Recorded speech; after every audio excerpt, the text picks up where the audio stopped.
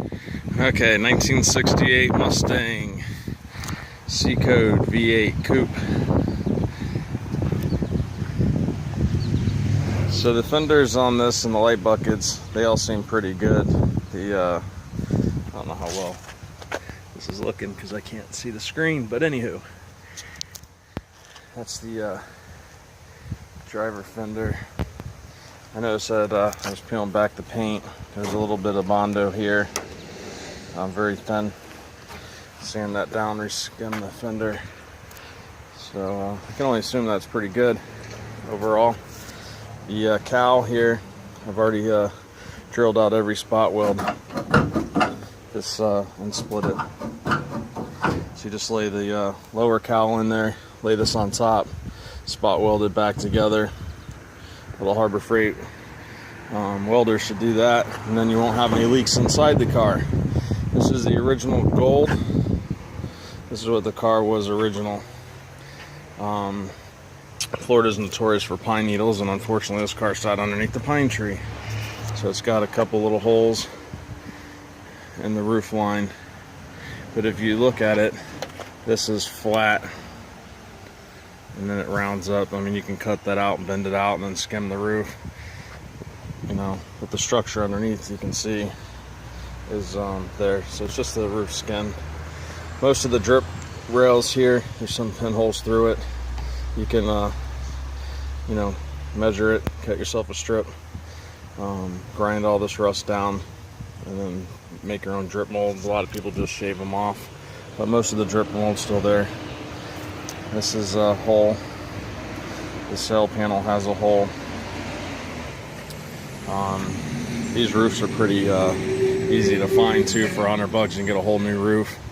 And you would just separate it on the seam, and then you would separate it at the top. Just put a whole new roof on it. But I don't have that kind of money.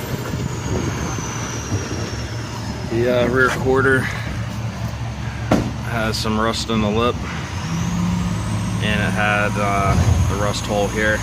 They sell this section here as a patch, and the rear quarter, that's all bare metal. This is bare metal,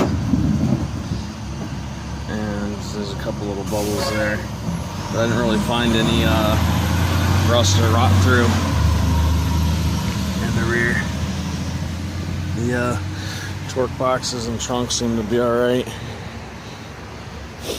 There's a slight rust here. There's a little rust hole here. These are just little pieces of scrap metal you can just cut, lay in, weld it up, treat it with some Osmo, and that'll be that. This is the original headliner. It was like some sort of cream, ivory, something or other. The trunk, I forgot to bring the key out. The tail light panel has no rot. There's the cross member down there over the gas tank. The gaps for the trunk are really good. And then there's this. So you can see everything lines up good on the car. This was all Bondo. So I'm assuming you want to replace that up. See anything bubbling? I looked down inside the trunk. These have never been replaced, but I don't see any rot through building up.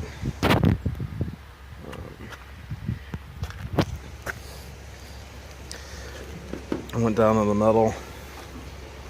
Didn't find any Bondo here, so that's always nice. The paint's just peeling off down to the original primer.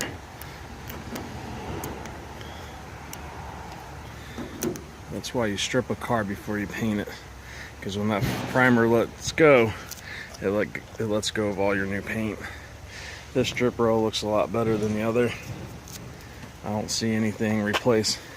See this second indentation? It's flat here, and then there's a bump, and then it goes into the drip rail. That's how you can tell it's never been messed with. That's still there. There's a little rust. See, it's the size of my thumb. The top of the roof in the corner.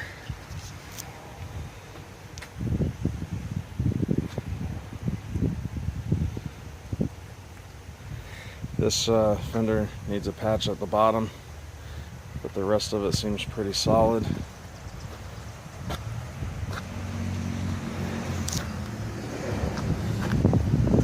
The grill.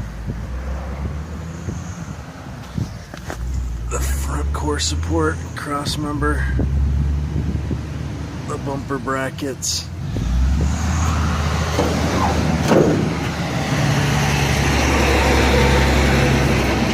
Here's your battery tray, your aprons, your shock towers. No cracks in the shock towers.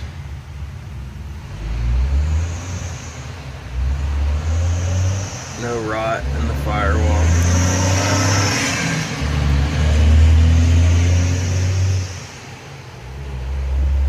Yes, I had a fuel injector 502 in here. That coil will come out. The cross member.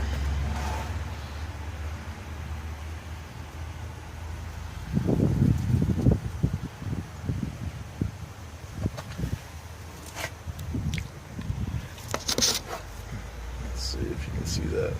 See that C? V8 289. That's the VIN number.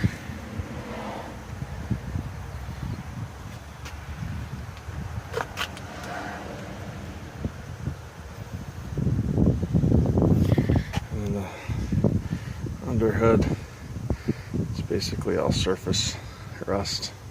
No real rot through that I see. And these mayflies are annoying. Let's lay this down.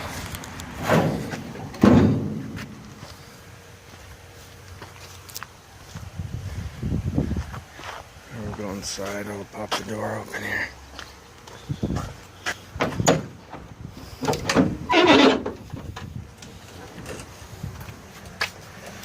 A little bit of rust at the top of that where the quarter panel meets the rocker needs to be addressed.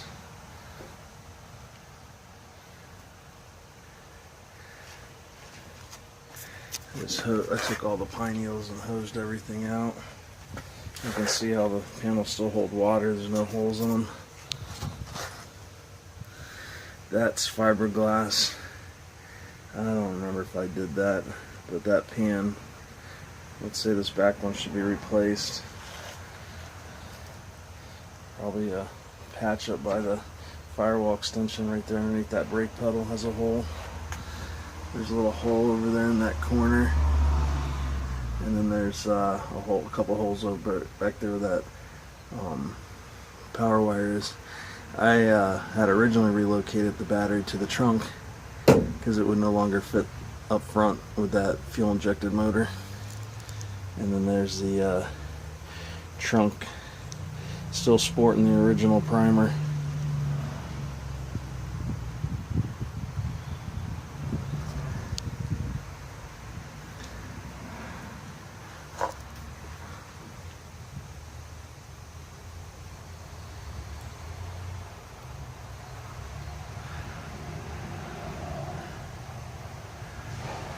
So the things that you would need to do to this car: a couple floor pan patches, some quarter panel patches, a new roof skin, or get creative with some welding. You know, if you put metal back, you can skim coat it with no issues. So the roof needs to be addressed a little bit. I have the cowl, the lower cowl that goes in here, that needs to be welded in. A patch on the passenger side fender down at the bottom here. When I originally had this off, which was like 3 years ago, I knocked that out to see how bad the rust was. So that's also hidden by the lower rocker molding. The frame rails and everything seemed fine. It's got brand new brakes, bearings. I'd probably replace the shoes and the pads because I put brand new in it, like, 6 years ago. But the spring kits and everything should be fine. The bearings were heavily greased, and the car was only driven a mile to get it up on a car hauler to tow it up to New England.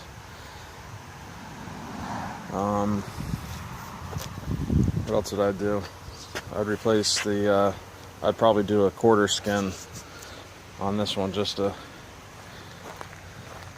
I'd probably grind that all down and expect to do a quarter skin. If not, you might just have to do, they make a patch for that lip.